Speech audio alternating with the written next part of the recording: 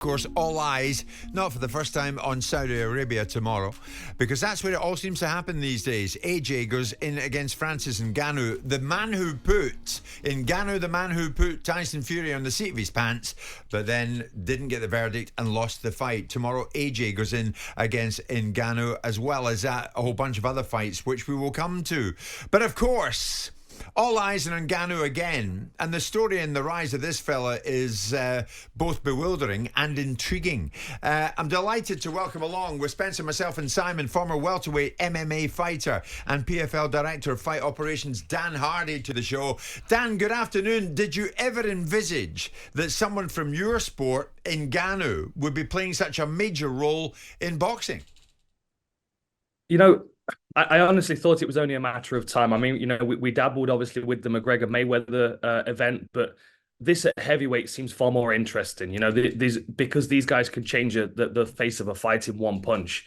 I'm excited. I like these crossovers. I know that you guys I was listening to the end of the last segment. I know you guys aren't as keen on them, but as a combat sports fan, this for me is intriguing. Almost like when Muhammad Ali fought Antonio Inoki, which I'm sure we'd have all tuned in for if we would have been there.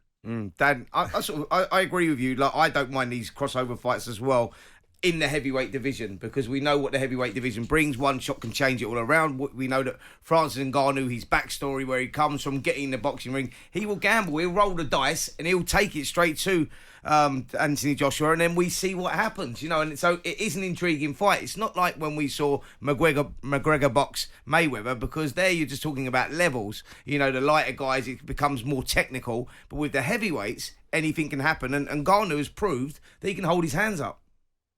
Exactly. You know, he surprised all of us, including me. I thought Fury was going to, pick him off around sort of the fifth or sixth round. But, you know, he held his shape. He was disciplined. He didn't bite on any feints. He had good footwork.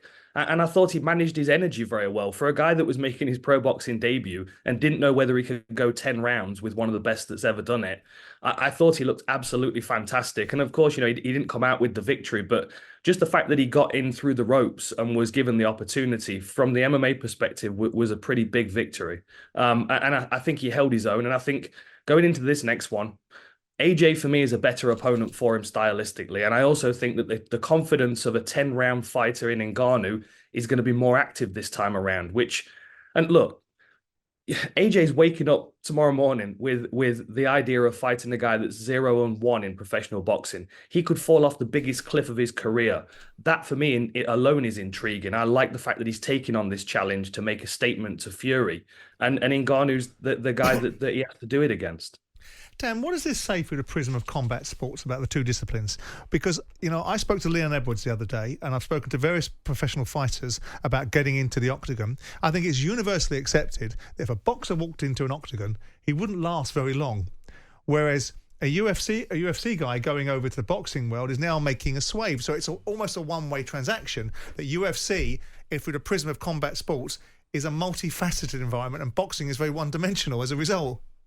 It is absolutely, but you know, from a martial artist perspective, I love boxing. I always have done. Julio Cesar Chavez was one of my favorites of all time to study because he was a specialist with his hands, and of course, that is a big component of our sport. I mean, certain things do change.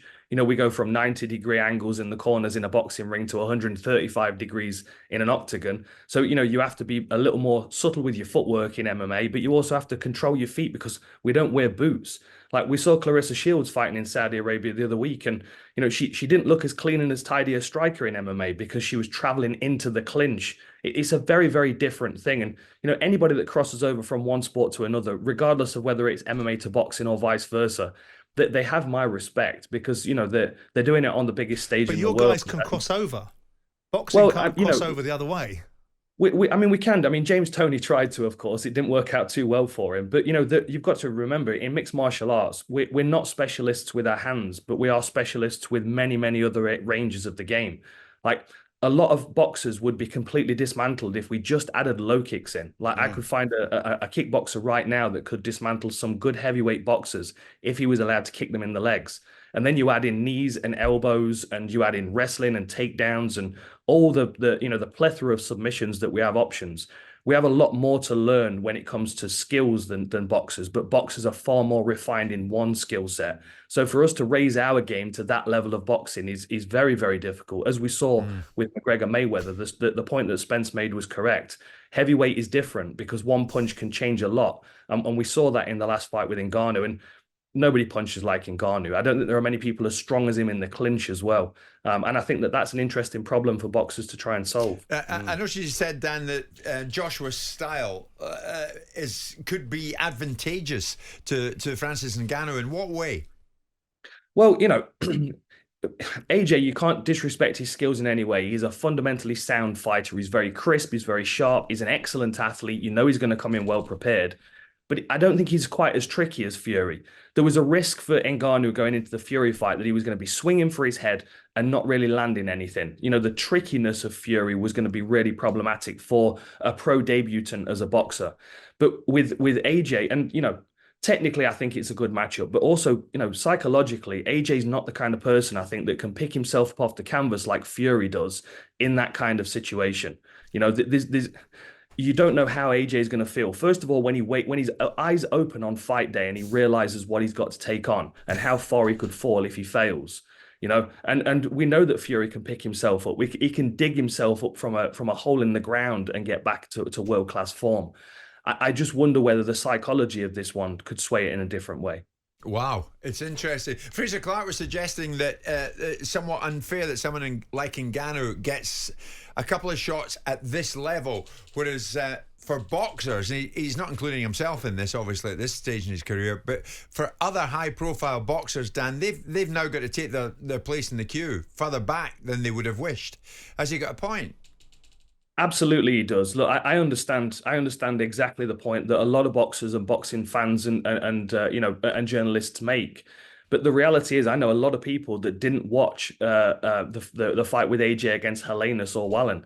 But there'll be a lot of people that will tune in for this because of the intrigue. Yeah, like we just have to listen to the fans. Ultimately, if the fans are demanding these things, then that's what we need to produce for them. We are in an entertainment industry as well as a combat sport. Yeah. And if people want to tune in and watch this, then we have to provide it for the fans. And if there are boxers out there that are annoyed at Ngannou for making this jump and having these opportunities, make some big moves yourself, you know, like cross over to MMA, try a different sport. Good point. You know, call out Ngannou. You take on the challenge yourself. You need to be brave to do that. Dan, you and I have met on numerous occasions in my time at Sky. You were never afraid to call something. So call this for us. Who wins it?